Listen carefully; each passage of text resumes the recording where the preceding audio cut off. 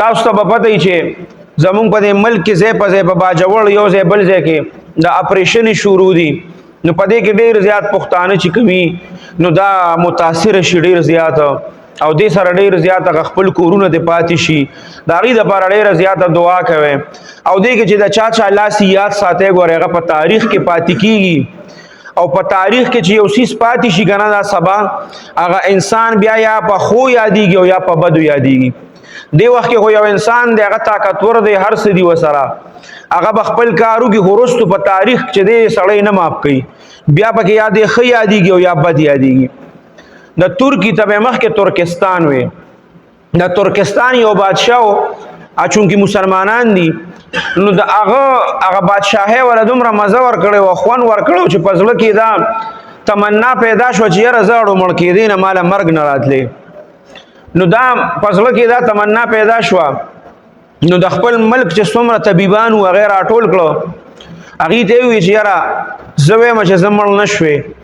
حالان کې قرآن کې الله فرمایي چې دا انسان چې الله پیدا کړی دی به خامخا د دې دنیا نه ځي عمري به نو هغه وی چې یاره زه ژوندی پاتې شم نو هغه طبیبانو ورته وویل چې داسې کار دی چې په هندوستان کې دا غونډ مخکې چې ونو دا زمونږ دا علاقې چې کوم وي دا په هندوستان او په دغې باندې مشهور به دې ته به هند وي که نه ټول ته نو وی چې په هغې کې داسې بوټي دي چې هغې ته ویلی شي اب حیات بوټي هغه چې مونږ هلته نه مونږ له څوک راوړي د هغې نه به مونږ تاله داسې یو دوایي جوړه کړو چې هغې سړی وخوري نو هغه بیا د ډېر وخته پورې ژوندي او ډېر زیات عمري نو هغه د هلته نه لس دولس کسه ښه تجربه کار شي هغې کې طبیبان مو دا ټول یې راولېږل دلته هندوستان ته چې دلته یې راولېږل نو دوی د هغه راجا سره چې کله میلو شو چېرې زمونږ بادشاه وایي چې زه مړ کېدی نه او زما د زندګي چې وه ډېره زیاته وه نو مونږ یې رالېږلي یو ستاسو په دې علاقو کې داسې څه بوټي دي چې هغې ته اب حیات ویلی شي او هغې کې د هغې نه چې کومې اوبه وځي نو هغې ته ویلی شي اب حیات او چې سړی استعمال کړي د هغه زندګي ډېره زیاته اوږده شي او ډېره زیاته شي نو مونږ هغې پسې راغلي یو هغه راجا چې و هغه سم په خندا شو په کړس کړس یې وخاندل او بیا یې حکم وکړو دا ټول چې کوم دي دې راونیسئ راځئ ځان سره روان کړو داسې غرو او د غر دی خوا په لمنه کې ښکته یو خیمه غوندې ولګوله او دا ټول په دې خیمه کې بند کې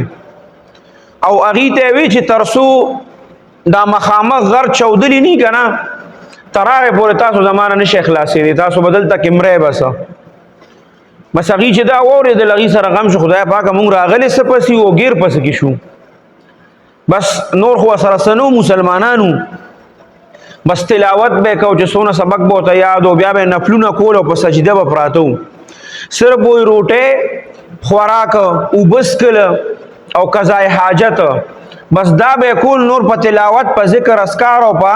عبادت کې به مشغول وو د الله نه به دعاګانې کولې چې یا الله زمونږ د رهایۍ څه بندوبست وکړې او راجا خو ورته وی بادشاه چې دا غر چې کوم دی دا چودلي دي تر هغې پورې ستاسو رهایي نشته بس وی په هغه ځای کې ډېره تیزه زلزله راغله خاص کر په هغه غر باندې وی چې زلزله راغله بس هغه غر داسې کولو شو وچوده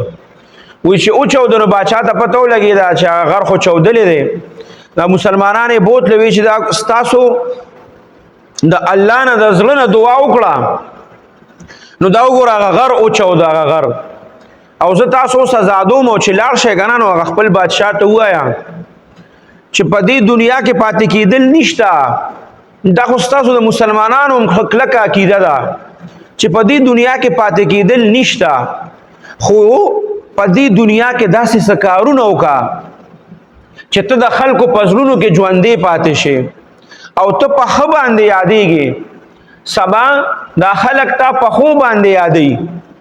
وی هغې چې لاړه هغه خپل ترکستان بادشاه چې و هغه ته یې وویې وی هغه وایي چې اوهو دا هو بالکل صحیح خبره ده بیا یې وي داسې کارونه شروع کړه داسې کارونه یې وکړه چې د ډېر وخته پورې به خلکو یادو چې دا هغه پلانکي بادشاه دا کار کړی دی وګوره خلکو ته یې څونه پیدا ده نو دا په باجوړ کې او دا ځای په ځای چې دا کمې اپریشنې شروع کېږي او دا یا شروع دي د دې برستو پته ولګي چې یاره دا دې شاته سوکو دا چا کړي دي دا مخکې چې شوي دي دا هغې هم پته لګېدلې ده اوس چې دا چا کړی وي او د دې شاته سوکو د دې به یو ورځ خامخا پته ولګي خو که دا هغه خلکو یو غلط کار کړي که نه دا اوس دا اوسني خلک دي یا هغه مخکې خلکو غلط کار کړی نو خلک به یې په غلطه یادوي که یو ښه کار یې کړي نو خلک به یې په ښه باندې یادوي نو د دې د وجې نه یاد ساتئ دا تاریخ چې سړی ګوري که نه نو دا تاریخ بالکل سړی نه ماف کوي اوس چې کومې زړې اپریشنې شوي دي رد الفساد شوی دی ضرب غضب شوی دی دا څومره اپریشنې شوي په هغې کې چې څومره پښتنو ته نقصانونه شوي دي څومره پکې زمونږ بچي زمونږ زنانه هغې کې شهیدان شوي دي هغې کې مړه شوي او هغې کې زمونږ بچي چې ماشومان هغه یتیمانان شوي دي زمونږ تورسرې چې کوم دي هغه پکې کونډې شوي دي زمونږ داسې موریانې چې هغه په د هغې پکې بوري شوي دي بچي پکې مړه شوي دي خو تاریخ چې کوم دی هغه ته پته ده چې دا چل شوی دی او دا د دې اجازت پلانکي ورکړی او دا په پلانکي حکومت کې شوی دی نو تاریخ ګوره انسان نه ماف کوي صحیح ده که نه